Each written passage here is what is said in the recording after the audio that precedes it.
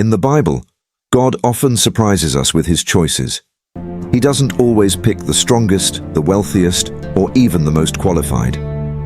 Instead, he chooses people that seem completely unlikely for the tasks at hand. But why?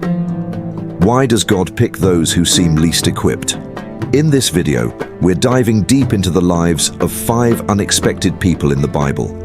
Ordinary individuals who, through faith, became part of God's extraordinary plan. By the end, you'll understand why these choices matter, not just in their stories, but in our lives too.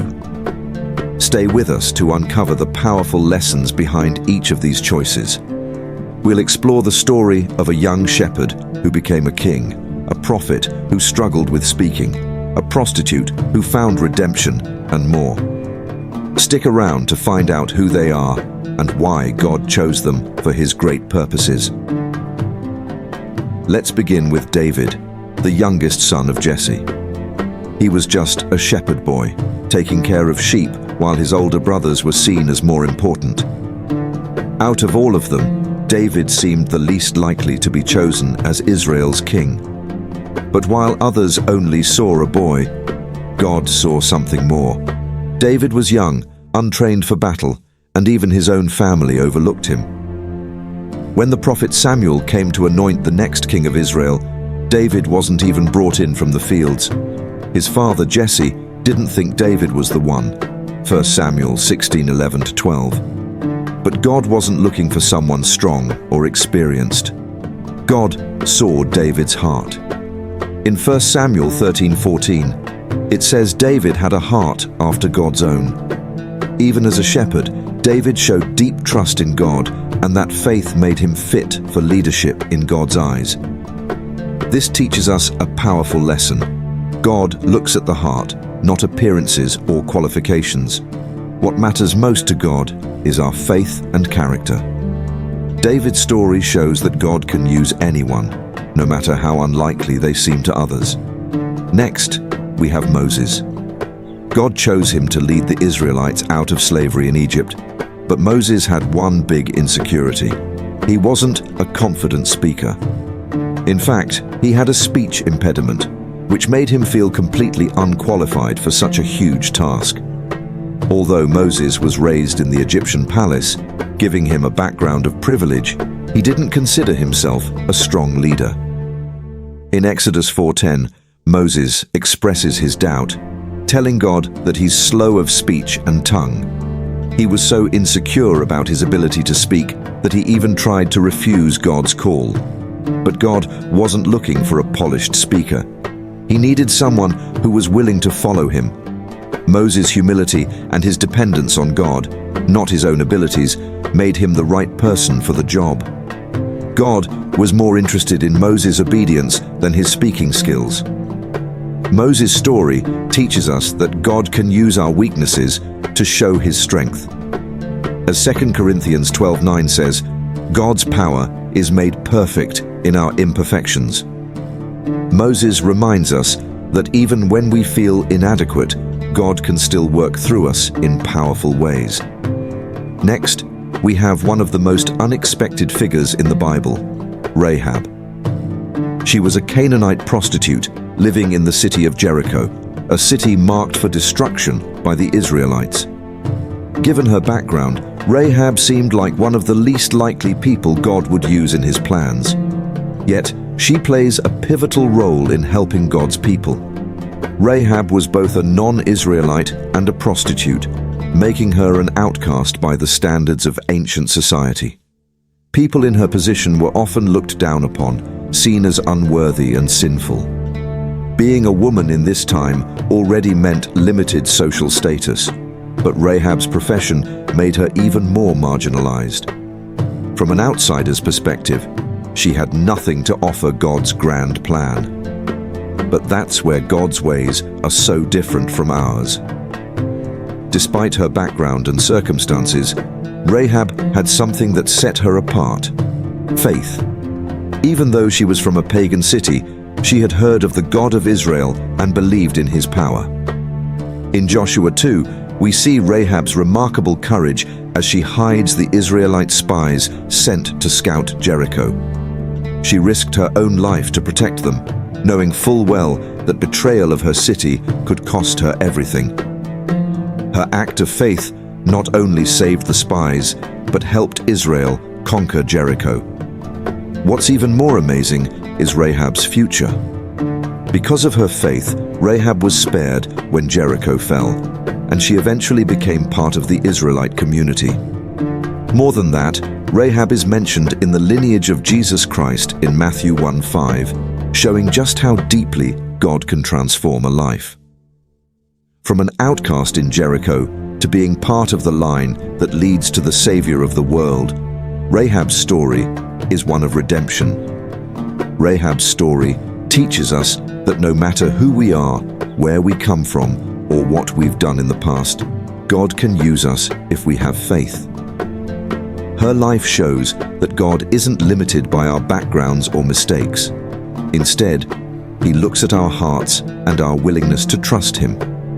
Rahab reminds us that redemption is possible for anyone, no matter how unlikely it seems. Gideon is one of the most surprising choices by God to lead Israel. Unlike some of the other bold leaders in the Bible, Gideon wasn't eager to take on the role. He was hesitant, filled with doubts, and had a lot of questions about whether he was really the right person for the job. When we think of leaders, we often picture people who are confident and ready to take charge. But Gideon's journey shows us something very different. His story reminds us that God doesn't always call the people who feel the most prepared or capable. Instead, He calls those who are willing to trust Him, even when they're unsure of themselves. Gideon's hesitation made him an unlikely choice for leadership. In Judges 6:15, Gideon tells God, "My clan is the weakest in Manasseh, and I am the least in my family." He didn't see himself as a strong leader, and in ancient times, family status meant everything. Being the least important person in the weakest clan hardly seemed like a good foundation for leading a nation to victory. Yet, despite these feelings of inadequacy, God chose him. Gideon's reluctance didn't end with just feeling unqualified. When God first appeared to him through an angel, calling him a mighty warrior, Gideon immediately questioned God's choice. He didn't understand why he was being called and wasn't confident that he could lead Israel to victory. To make sure he was really hearing from God, Gideon asked for multiple signs. First, he asked God to make a fleece wet with dew while keeping the ground dry around it. Judges 6:36-38. Then, to be absolutely certain, he reversed the request, asking God to keep the fleece dry while the ground was wet. Judges 6:39-40. Gideon's need for confirmation reveals his deep uncertainty about stepping into this leadership role. But it's important to note that despite his doubts, Gideon continued to seek God. He wanted to be sure, yes, but he didn't run away from the calling. He stayed engaged, asking for clarity, because he wanted to make sure he was truly following God's will. This tells us that while Gideon didn't start off with bold confidence, he was willing to be obedient once he knew what God was asking of him. So, why did God choose Gideon? What made him stand out despite his doubts? The answer lies in Gideon's eventual obedience. God wasn't looking for someone who had all the answers or was fearless from the start. Instead, God wanted someone who, despite feeling inadequate, was willing to trust in him. Gideon may have doubted his own abilities, but he didn't doubt God's power. Once he received confirmation from God, Gideon followed through with the task, even though it was challenging. One of the most striking parts of Gideon's story is how God reduced his army. Gideon initially gathered 32,000 men to fight the Midianites, but God told him the army was too large. He didn't want Israel to think they won by their own strength. So, God had Gideon send away soldiers until only 300 remained. Judges 7:7. With just a tiny fraction of the original force, Gideon led Israel to victory over the Midianites. This miraculous battle wasn't won by military strategy or overwhelming numbers. It was won by God's power, with Gideon as the leader who trusted in God's plan, even when it didn't make sense to human logic. Gideon's story carries a powerful lesson. God doesn't need us to be perfect, fearless, or full of confidence to use us for His purposes. He only needs us to be willing. Gideon's hesitations and doubts didn't disqualify him from being used by God. Instead, they highlighted the fact that God's strength is made perfect in our weakness. As 2 Corinthians 12:9 reminds us, God's power is best displayed when we rely on Him, not our own abilities. When Gideon allowed God to work through his doubts and fears, the result was a victory that could only be credited to God. For us, this is a reminder that feeling inadequate is not a barrier to being used by God. In fact, those feelings can lead us to rely more on God's strength rather than our own. Gideon's story shows that when we are obedient and place our trust in God, even in the face of overwhelming odds, we can achieve the impossible. It also teaches us that it's okay to ask for confirmation and clarity, as long as our goal is to follow God's will faithfully. In the end, Gideon's journey from doubt to victory reminds us that God sees potential in us that we often don't see in ourselves. When we trust Him, He can use even the most unlikely people to accomplish great things. Now, we turn to the story of Esther, a young, orphaned Jewish girl who unexpectedly became the Queen of Persia. But her rise to royalty was only the beginning of her remarkable story. Her journey is not just about a rags-to-riches transformation. It's about her courage, faith, and the way God positioned her to play a crucial role in saving her people from destruction. Esther's background makes her one of the most unlikely candidates to become queen. She didn't come from wealth or nobility. In fact, she was an orphan, raised by her cousin Mordecai after her parents died.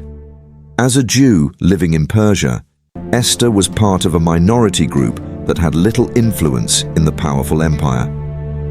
When King Xerxes of Persia was looking for a new queen, Esther was chosen not because of her status or connections, but because of her beauty and grace. Esther 2:17. However, her new position came with great responsibility. Esther kept her Jewish identity hidden, following Mordecai's advice. Esther 2:10. Likely because the Jewish people were not highly regarded in the Persian Empire at the time.